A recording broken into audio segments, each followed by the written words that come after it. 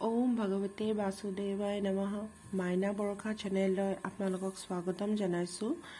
আৰু আপোনালোকৰ যিসকল মোৰ বন্ধু বান্ধৱী তেওঁলোকৰ পৰা মই বহুত মৰম পাইছোঁ আৰু আগবাঢ়ি যাবলৈ প্ৰেৰণা পাইছোঁ। তাৰ কাৰণে বহুতো ধন্যবাদ। আৰু যিসকলে মোক নাজানে তেওঁলোকে যেন মোৰ ভিডিঅ'বোৰ চাই আৰু আগবাঢ়ি যাবলৈ যেন প্ৰেৰণা যোগায়। আৰু আজি মই পথাৰলৈ যাম আৰু তাত মই কি কৰিম আপোনালোকক দেখুৱাম। আৰু যিহেতু পথাৰলৈ যাম, খালী হাতেতো যাব নোৱাৰোঁ, তাৰ কাৰণে মই আটা মাৰি লৈছোঁ আৰু মটৰ বনাই লৈ যাম আৰু চাহ বনাই লৈ যাম। মই যেতিয়াই ৰুটি বনাওঁ, প্ৰথম ৰুটিখন সদায় মই গৰুৰ কাৰণে বনাওঁ।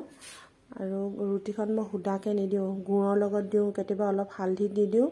প্ৰথম ৰুটিখন মই গৰুক আৰু কুকুৰকো দিওঁ। এখন ল। আজি বেটাই দিব, মই দিব পৰা অৱস্থাত নাই। আৰু কথাটো হৈছে পথাৰৰ কাৰণে মই মটৰ ৰেডি কৰিলোঁ, ৰুটি আৰু ঘৰতে বনোৱা জেমখিনি অলপ দি দিছোঁ। তাৰপিছত তামোল পাণো লৈ লৈছোঁ, বেগত ভৰাই লৈছোঁ, চামুচ এখন লৈছোঁ, তামোল পাণখিনি ভৰাই লৈছোঁ। তামোল পাণখিনি তাৰপাছত বেগটো ৰেডি হৈ গ'ল। পানীখিনি মই গাঁৱত ল'ম। এতিয়া পথাৰলৈ যাবলৈ ৰেডি। সৰু বেটাক লৈ গৈছোঁ। আমাৰ পথাৰখন বহুত দূৰ, আমি অটত আহি আকৌ খোজকাঢ়ি যাব লাগিব গাঁৱৰ ভিতৰে। তাৰপিছত আকৌ পথাৰখিনি খোজকাঢ়িবলৈ আছেই। আমি ঘৰলৈ আহি পালোঁ। বেটাক ইয়াত থ'ম আৰু মই পথাৰলৈ যামগৈ। আমাৰ খুৰীয়েকে এখন ধুনীয়া চাদৰ বৈছে, কালাৰকেইটা ভাল লাগিছে। সেইটো ছাগলী গঁৰাল। এইখিনি কুকুৰা হাঁহ মিক্স কৰি কেনে সিহঁতি ধুনীয়াকৈ মেট দি কেনে ৰাখিছে। কেইবাটাও আছে।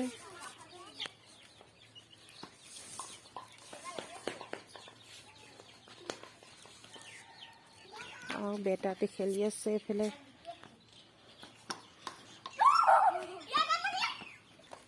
গুণগুণ দাদা থাকি খতম হৈ গ'ল।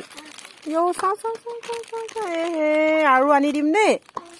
তুমি ভাইটিৰ লগত খেলি থাকিবা, দাদাৰ লগত। মই পথাৰলৈ যাওঁ দেই। হাই কৈ দিয়া। এতিয়া ঘৰৰ পৰা ওলাইছোঁ আৰু 10 মিনিটমান খোজকাঢ়িব লাগিব পথাৰলৈকে। পথাৰ পালোহি। সেইবোৰ ধান কাটি আছে, প্ৰায় মানুহৰ ধান কটা হৈ গ'ল। জহা ধান,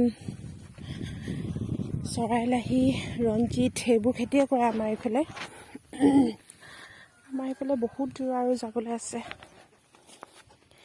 ইমান দূৰ গৈয়ে থাকিব লাগে। ভাগৰি গৈছোঁ মই। বহুত দূৰ যাব লাগিব আৰু। আমাৰ পথাৰখন আহি পালোঁ। ধান কাটি শেষে হ'ল প্ৰায়। আজি ককাইদেউ অকল ধানখিনি নিছে।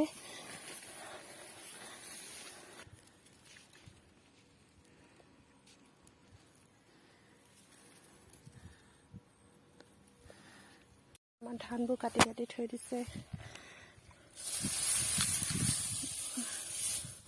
এইবাৰ ধান পথাৰত বহুত হৈছে। জহা ধানো কৰিছে আৰু ৰঞ্জিত, চৰাইলাহী। ককাইদেউ মোক কৈ আছে এনেকৈ যা তেনেকৈ যা, কিন্তু ৰাস্তা যেনেকুৱা মই স্পীড খোজকাঢ়িবলৈ নোৱাৰোঁ।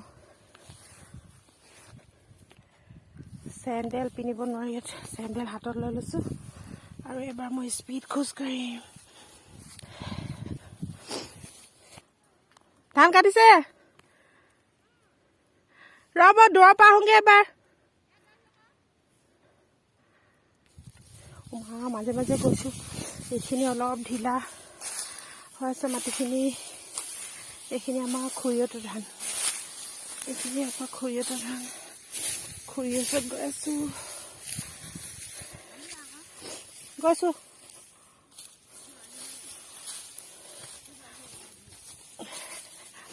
খুৰীহঁতে ধানখিনি ধুনীয়াকৈ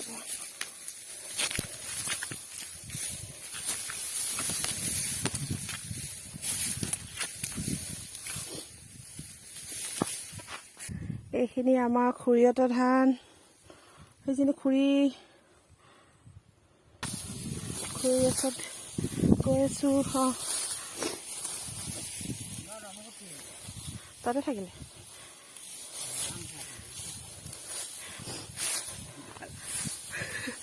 সেই দূৰখনৰ ওচৰত আহিবগৈ লাগিব।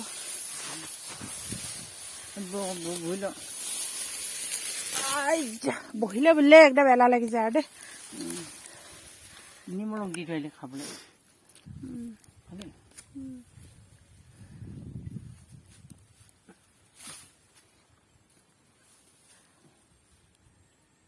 সোমালি বহিলি বহুত দেৰি বহিলোঁ। ৰুটিকেইখন দি থৈ এইখিনি ধান ইমান হেৰেঙা কেলে জানেনে? এইখিনি আমি যোৱাবাৰ খেতি কৰিছিলোঁ, কিন্তু এইবছৰ আমি খেতি কৰা নাছিলোঁ। তথাপিও তাৰ গুটিবোৰ পৰি পৰি নিজে নিজে ধানখিনি হ'ল। প্ৰায় হেৰেঙা হৈছে, প্ৰায় হেৰেঙা। তথাপিও ধান ওলালে যোৱাবাৰ গুটিৰ পৰা। খুৰীৰ লগত পথাৰত ঘূৰি আছোঁ।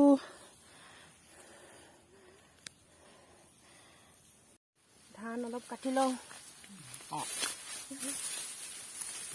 মাজৰ দিনা নাকাটিবি কিনাবোৰ সেই ৰখা কিনাবোৰ হাবি অলপ আছে।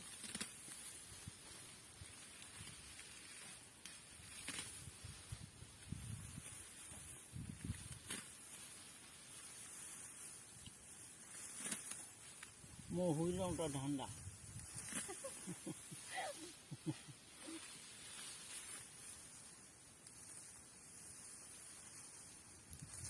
একে জোপাত ধৰি দিয়া ঘছকে কাটে ধৰি কাটে বান্ধিব নাজানিম নহয়। না থৈ নিছো ওপৰত মই বান্ধিম য'ত এইখিনি গোটা এডোখৰত থৈ যাওঁ। একেডোখন থৈ য'ত ত'ত একচা কথা একেডাল থ'লে দিগদাৰ হয়। মুঠিটো যিমানটো সিমানখিনি ভাঙি গোটাই থওঁ, মই বান্ধিম বাৰু। এজোপা ধৰিবি আৰু ধোপাটো গোটেই ধোপাটো ধৰি দিবি আৰু সেনেকৈ কাটিব।